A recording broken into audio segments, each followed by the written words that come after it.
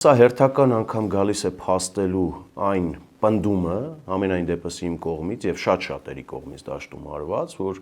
Վլադիմիր Պուտինը Հայաստանի Հանրապետության քաղաքական դաշտում ունի մի քանի պրոքսի թեկնածուներ։ Մի քանի իդեպ։ Մեկը չի, դա Պուտինն էլ ասեց, որ կամ պրոռուսական ուժեր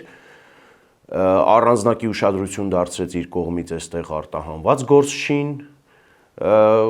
ակնհայտ է, որ Պուտինը այստեղ թեկնածուներ ունի եւ հիմա թող այդ ճակերտավոր ուժեղ տղերքը դուրս գան եւ իրենց խոսքն ասեն։ Մենք որ ասում ենք, ամենայն դեպս ես որ ասում եի, որ ինքը խոցելի է, Սամվել Կարապետյանի մասին է խոսքը, շատ ուղիղ եմ ասում, ինքը խոցելի է,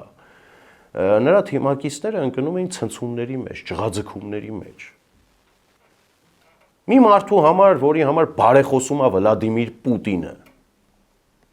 եւ որի երկրում Վլադիմիր Պուտինի երկրում Ռուսաստանի Դաշնությունում ունի կուտակած միլիարդավոր դոլարների կապիտալ, ո՞նց կարող է խոսել Հայաստանի Հանրապետության շահից։ Կարող է խոսել Ռուսաստանի Դաշնության շահից, ՀԱՊԿ-ի շահից, որ էլի կարմիր գծով տարվավ եւ այդ բանակցությունների ընթացքում շոշափվեց։ Կարող է խոսել ամեն ինչից, ամեն ինչի մասին, իր անձնական շահի մասին, իր անձնական հարաբերության մասին Պուտինի հետ, բայց ոչ երբեք Հայաստանի Հանրապետության։ Եվ Պուտինը եկավ դա փաստելու։ Շնորհակալություն, սա այն հազվադեպ դեպքերից է, որ ես շնորհակալություն պետք է հայտնեմ Ռուսաստանի Դաշնության նախագահին այդքան բաց ամեն ինչ ներկայացնելու համար։